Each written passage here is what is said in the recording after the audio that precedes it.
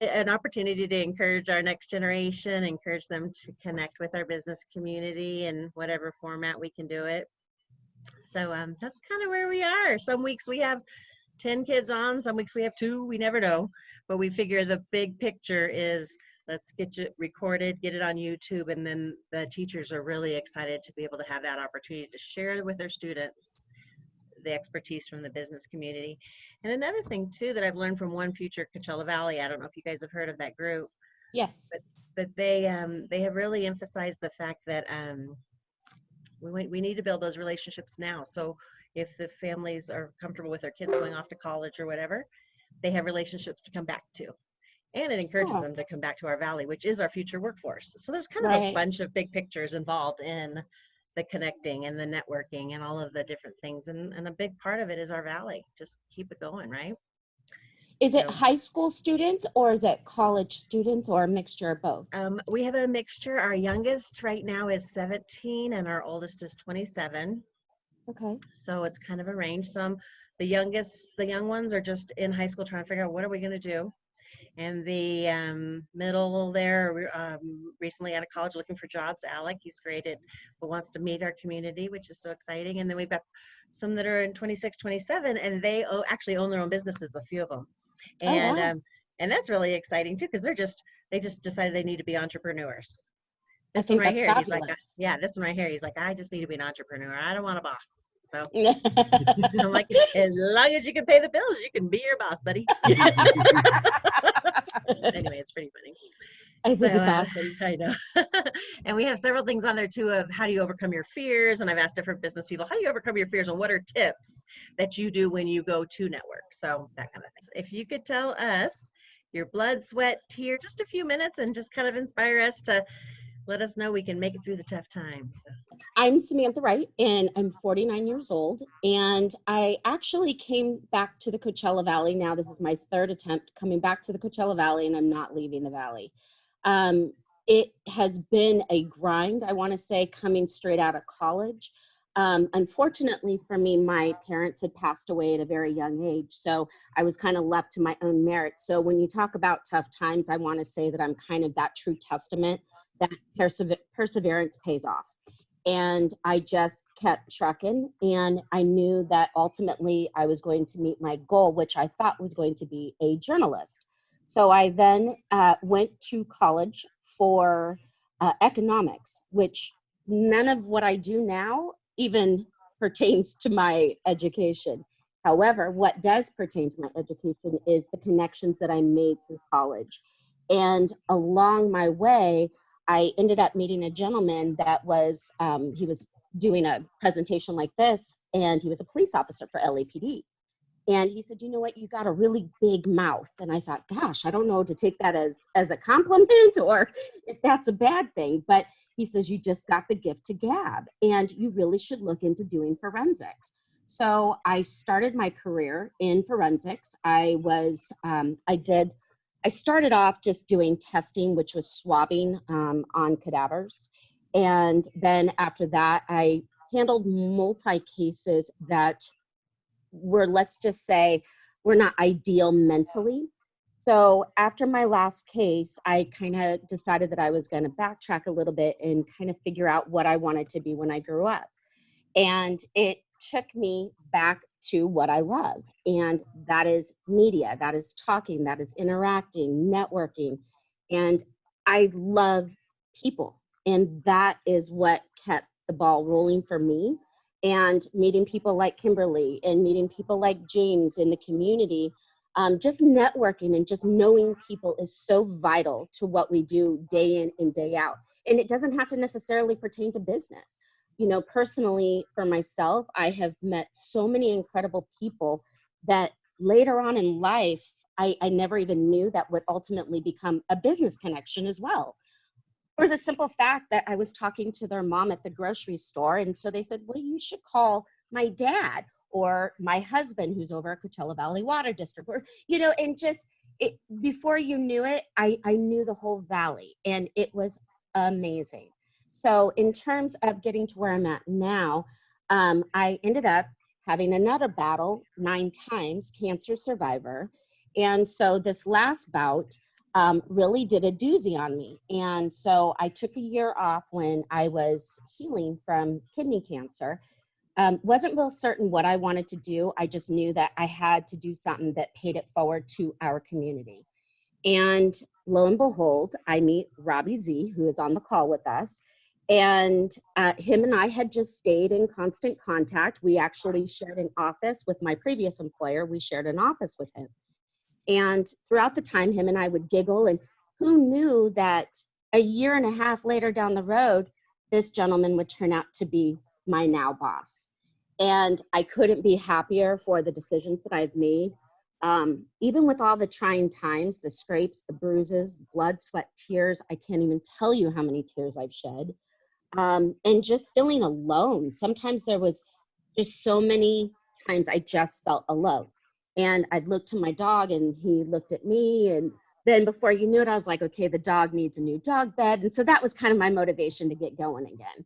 And again, like I said, now here I sit. And I couldn't be prouder to be a part of Channel Q, which serves the LGBT community.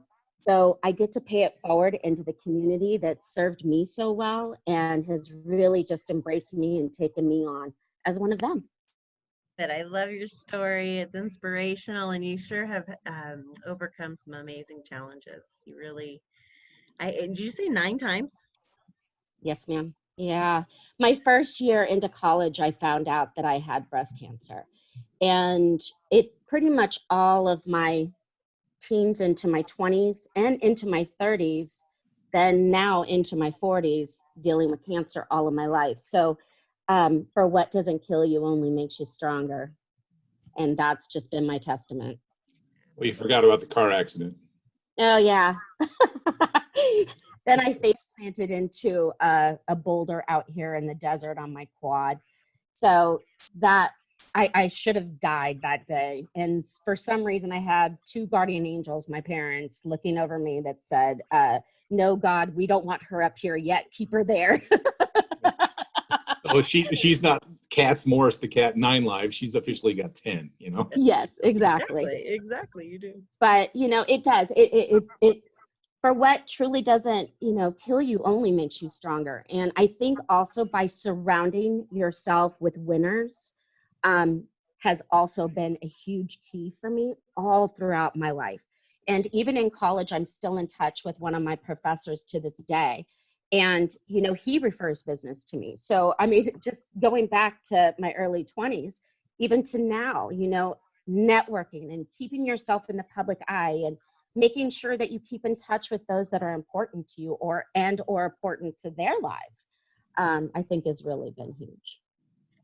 I think that's great. Well, thank you so much for your Thank story. you for Oh my having gosh, me. you've inspired me. I just feel like, you know, we could just take on the world because look what you've overcome, and you're a fighter. And I would Thank you, never Kim. have known that you've been through it so many times based on when we network. You know, you don't get a chance to really have deep conversations and a lot of networking things unless you're really good at following up, which I need to get better personally even. And but when you're telling your story, I often tell my kids, um, life can kind of suck, and you've got to like find all the things that go right and party every time it goes right. And you're an example of partying all the time because you're just a happy person, and no one would know that you've been through so much because you see the positive in things, and it's such an You inspiration. betcha. That is huge. Seeing the positive in every negative. That's always been my motto. I refuse to find any negative. Why? I'm still here for a reason to torture all of you guys, I think. Me. Yeah, my boss. But thank you, Kim. Thank you so much. This has been an honor. And whatever I can do to help mentor, help facilitate anything for any one of these young youths, we need them in our community. Absolutely. They're going to love hearing your story, and I really appreciate you taking the time. It's valuable. Your time is valuable, and I sure appreciate it. Thank you Thank so you, much. Kim. Great. Well, if you don't mind hanging out, they may have a couple questions for us at the end here, so for you. And James, can you go ahead and share your story? Ooh. Sure. So Rod's like, I was getting so nervous. I didn't know what to do. So I grew up in South Chicago. My family was not very good. My parents were alcoholics, and when I was a young kid, I was actually given up and put into an orphanage. And kind of like Samantha with your parents dying early, when I got out of the orphanage, I had to figure out what I was going to do for school. And I went to college when I was about 18 and a scholarship, and really I got into trouble. My first year was very hard because I didn't have that disciplinary. So people who are going to college right now, please listen to your parents. For me, what I started out with was I actually, going to college, learned about hotel restaurant management. And it was basically because I went to Kalamazoo College and the only place to hang out was the Hilton Hotel. So I started being a banquet server there and then learned how to be a waiter. And I did that for about 2 years while I was kind of going in and out of college. And then decided that, I really wanted to try something different. So I moved back to Chicago and I started working for hotel restaurant management, and I got a degree in hotel restaurant management, and I did that for several years. But the whole time I was doing it, I knew I wanted to go back eventually to college and get some sort of degree. And so for the next couple of years, I did hotel restaurant management. Unfortunately, I kind of went off my path at a very difficult time in my life. And I'm just going to be honest about myself, involved in alcohol and drugs. And in my early 30s, discovered that I was HIV positive. And at that point, decided I was going to get help. And I started in AA. And thankfully for that program, what that did is that actually helped me to not only decide a career path, but also go back to college. I started working for an organization in Portland, Oregon called Our House, which helped people with HIV and AIDS. And at the time, I had actually been still working in catering services, so I'd worked for for-profit services. I'd never worked for a nonprofit. And so I was so used to having my hand out going, pay us. And now I had to start going, will you give us? And it was very humbling at first because I was so used to just asking for things and for, people paying us for stuff. And so, I started at the same time I went back to college. Over the years, I got an associate degree. I learned about nonprofits. And I think what helped me during that time was partly being HIV positive and working for an HIV/AIDS organization. It helped me appreciate and to understand what it meant to be a nonprofit and also working with people that were positive. That is a passion of mine. When I first moved out here in 2016, I told everybody one day I am going to be the director of development for Desert AIDS Project. And everybody kind of joked at me and they were like, yeah, sure, that's going to happen, whatever. I became the director of development for the Palm Springs Animal Shelter when I first moved out here, and I did that for about 6 months. And then I had to move back home and take care of some family and worked at the Portland Japanese Garden. And then I got headhunted to work at Angel View out here, which helps children and adults with disabilities. And I did that for 2 years.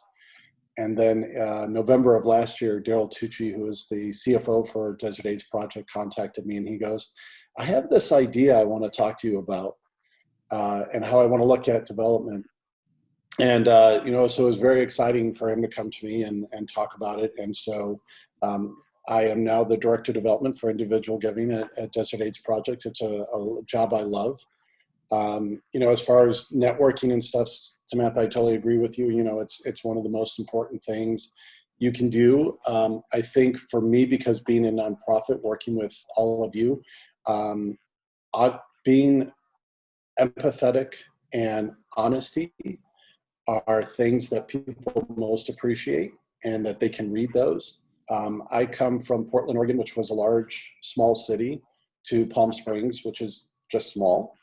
The things that I've realized out here is that, for one, we choose to live out here because who wants to be in 120 degrees for 2 weeks or 100 degrees for 3 months? And so people, I think, are more I think people are more honest, and they're more they know what they want, and they know the people they want around them, and they don't put up with BS. Excuse my language. You know, what I've noticed being out here is that, you know, it's one of the most honest and open cities I've ever been part of, and that I feel honored to be part of. And like you said, Samantha, you know, I can't at this point, you know, I've been here and gone and back, and I can't imagine not living somewhere else. But you know, it is the networks, and that's what I'm missing right now the most is the networks. I'm missing you know, we're doing the virtual lunches, we're doing these virtual meetings and stuff. But it's the actual honest connection. It's like we were talking about offline, Samantha, you know, the hugging and the touching and even seeing people face to face. You know, that's what I'm missing the most. Yeah, so that's it. And Great. James, you're like Samantha. Every time I go to a networking thing and either of you are there, I just makes me so happy. It just fills me with happiness because you both have just such a positive energy and love for others and chosen careers where you can help people. Your story is amazing, James.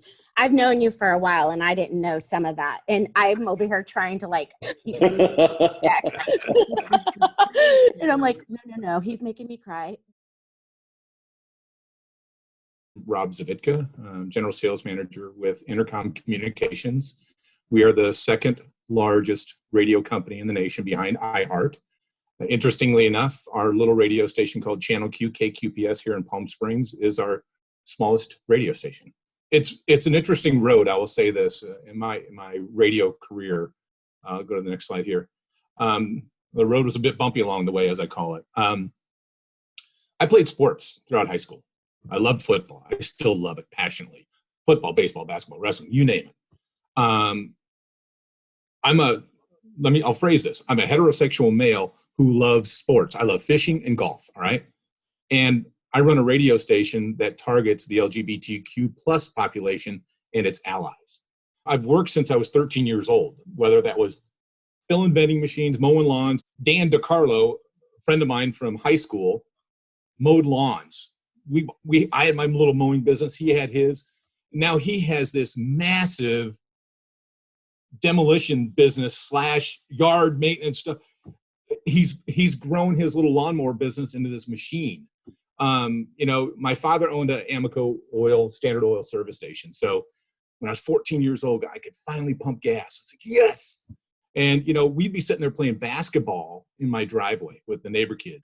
We shooting hoops and, you know, and they'd ask, hey, what do you want to be when you grow up? And I'd say, I want to be in sales. And they said, why? Well, my dad was in sales. He sold fertilizer for Amoco, and then he got a gas station, so he's in sales, you know? And I said, because I can be a millionaire.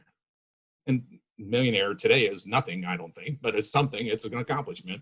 So I'm still working on that. I need that in the bank still, whatever. But, you know, pumping gas for my dad and being able to, this is back in the day when there was full service gas, right? And you actually go out in the middle of winter in Iowa, you get a north wind that's coming off and it's 60 below zero and you're just hit with pins and needles and you're asking somebody to crack the window. Can I fill it up? Can premium, please? Can I check your oil? And I was like, oh, dude, if I can sell him a quart of oil. And I made 14 cents on every can of oil I sold. When I graduated high school, I listened to you, James, and I made some turns, you know? I loved going to college. I loved it. I'm so sad that my daughter now, who's going to COD, I'm so bummed for her not to be able to have that college experience, because going to an Iowa football game, Section G, row 21, seat 7, going to a football game, having all your buddies there, there's nothing like it in the world. So the gentleman who's on who graduated from Arizona State. So I went to school at Northwest Missouri State to play football. All my buddies went to University of Iowa, so I transferred to U of I. 2 years off of college because I chased false love. And then I went to Mesa Community College and took whatever I could there because it was $11 a credit, all right? And I could take, I only had to finish my final 35 units at Arizona State University, which was totally cool. So this is kind of a bumpy road. So graduate high school in 83, magically. Graduated college in 1992, got my bachelor's of science in marketing degree. I knew I wanted to do that. I took out one loan. I took out one grant. I worked my entire way through college, either working 2 or 3 jobs, and took 6 credits this semester, 7 credits this semester. I graduated in the summer session, the second summer session, because my last course was only available in the summer session. And then they weren't going to let us have their walking ceremony because of budgets. And we all went in uproar, and we got our ceremony, of course, but you know, I can still remember checking my hat, you know. And later that year in the summer of 92, I was bartending along the way. After I graduated college, my wife and I got married. We've been married going on 28 years now. We met in a bar. How many people meet their wife in a bar? I did. Anyway, so let's go down to the 90s. Well, what was happening in the 90s, right? Well, at the end of the 90s, I was tired of jumping bars.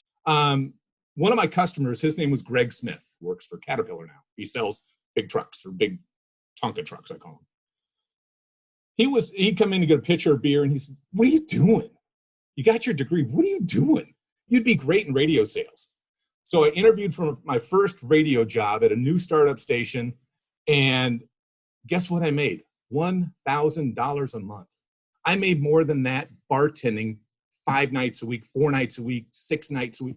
I was making a couple hundred nights a week slinging drinks. So I took the job. I said, you know, I got to grow up sooner or later, so I'll take the job. So a year later, I interviewed for a regional position, and lo and behold, the gentleman that I interviewed with happened to be the former general manager of the company I'm working for now. I didn't get the job for the regional position, so you got to get kicked down. Now, remember what was happening in the late 90s. We were still at the tail end of a recession, right?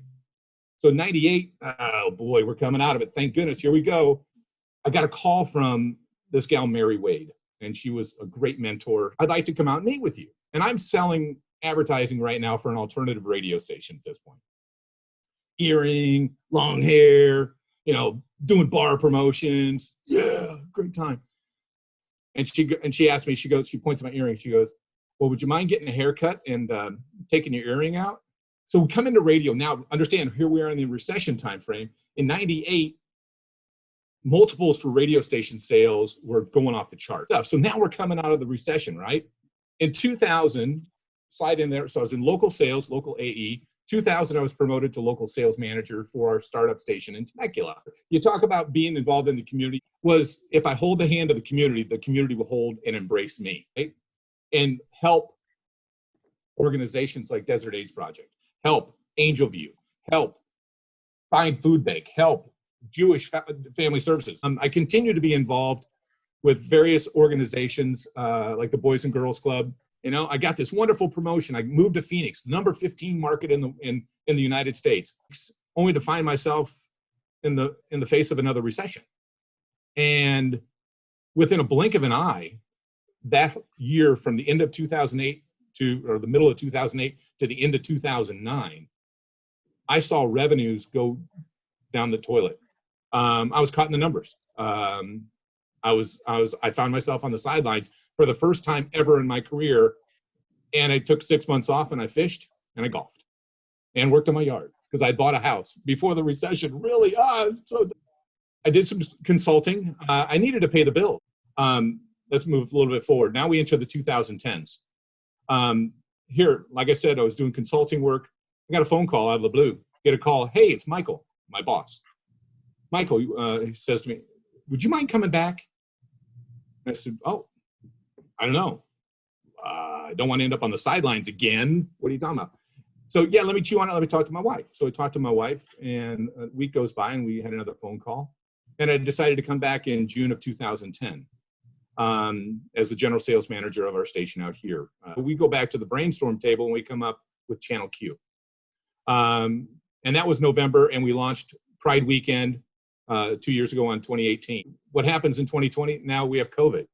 So it's just been this 10-year cycle of up and down and up and down. But here again, you know, the ability for us to continue to communicate to our audience members of how they can make a difference. We all got to do our part. And that's ultimately the biggest takeaway. And here's some of the things I'll leave with you guys. And look, be resilient, be strong, be caring, make a difference, lead by example, take pride in yourself, own your own faults. If you make a mistake, put your chest up. You screwed up. Who cares? Learn from it. Move on. Be focused. Every single day, be focused on something that you're going to accomplish. Be passionate, empathetic, respectful, never burn a bridge. Hold the hand of the community. I said that earlier. Help others along the way. Take pride in you and others. Be driven to the core every single day. Celebrate every victory, no matter how big or how small. Own your own mistakes. Take the high road. There's so many dirtbags out there. Take the high road. Be mindful and respectful. Don't be afraid to ask for help. Be a team leader when you need to be. Be a team member all the time. And guess this is the one thing that I feel, and this is my last thing I'm going to say. Take a chance. I didn't take enough chances along the way. I'm 55. I should have taken more chances because I was looking at them as challenges and not as opportunities, which we all should look at every challenge as an opportunity. That's all I have. Well, that was absolutely awesome. I totally took a picture of that takeaways. That was awesome. I can send this to you if you'd like to. So. Yeah, I'd love it. Please do. So that was great. Thank you so much. Well, we're You're kind of welcome. winding up on our time frame. Does anybody have questions? Any of our connectees? I mean, I'll give a question that I gave the group last time. Is there any sort of book that you've read that kind of inspired you, during your path? I love to read blogs. Or for anything you've myself. read, like it could be anything. Yeah, like I'm more of like a blogger. I like to also like read passages. Chicken Soup for the Soul, I think it is, or something like that. Love And it. so I love to read that. It always kind of brings it back to just the basics, Exactly. And it Exactly. kind of goes back to Rob's last slide. It outlines all of that. When I get in the morning, I look at my Salesforce and I look for articles and I read my articles. Mhm. And I look at Radio Inc. and look at my articles. I'm more of a stalker. I kind of like try to find people that are living the dream that I want, or that have the characteristics or the drive that I want, and I kind Good of try one. to model myself after them and see what they're doing. I mean, for me, reading, like what Rob said, is kind of painful. Because I read all day. I'm reading reports for work and I'm doing, all this other stuff. But I really try to like focus on, okay, what is going on in development? Who are the people that are bringing their A game? What are they doing in here? What are they, personifying, and try to model myself after them. Good one. Cool. I'm stealing that, James. That's brilliant. It is. Kim, thank you so much for all of this. This has been a blast. I'm Yeah. so glad you guys all joined in. Alec And and Kay- happy birthday, too. Thank you. So I just want to say, Rob, your radio station, being an LGBT person, the pairing that you do between LGBT people and allied, I just think that you guys should be commended for what you do out there. Oh, And you're it's going to just- make me cry. I This is feel like why I feel like we are being recognized for who we are, and we're not just a market, and we're not being put. We're not just a radio station with a rainbow sticker. That is not No, us. but what you are not putting me in a box as a gay man who is just No. interested in dance music and pretty boys. It is I have a mind. I want a conversation, and I want to hear different people's thoughts. It is going to be people having an open, honest It's going to be conversation. true. Yeah. And whether you like it or not, it's going to be true. It's given us another opportunity to fully connect when people are quarantined or people are shelter in place. It's been a challenge, but it's been so rewarding to watch something develop and blossom, grow.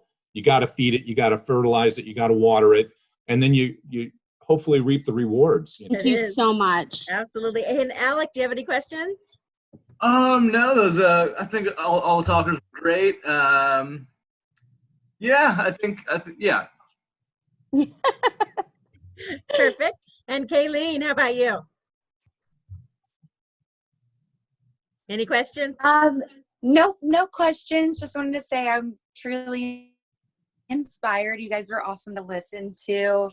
I'm I just graduated, so I'm trying to figure out what I want to do. And so you guys gave me, I guess, hope that there's a path for everyone, and feeling lost is okay. So thank you so much. You're welcome. Always. And we're not just saying that because your mom's on the. I know she just got an interview offer today with AmeriCorps. Have you guys heard of AmeriCorps? Did she really? Yeah, so she'll be interviewing with them next week, and it's literally, it's so awesome, but it's literally living in a tent, I helping think others. it's really, no, it's an amazing experience. Like she will have the time of her life. I'm actually a little jealous, I must admit, because that is so cool. But thank you so much for everything, you guys. Thank you. James, Thank I love you to I love pieces. you. Thank you. Thank you. Yes, James, I James, adore nice meeting all you. of you, Love and I you, thank Rob. you so much for taking the time to come on here. And you guys are great, and you're thinking about our future, and I really appreciate you taking the time. Look, the drive children safely back are our home, future. okay? Thank you. Bye, Nice guys. to meet you, Rob. Thank you. God bless you. Bye. Thanks, everybody. Thanks for having us.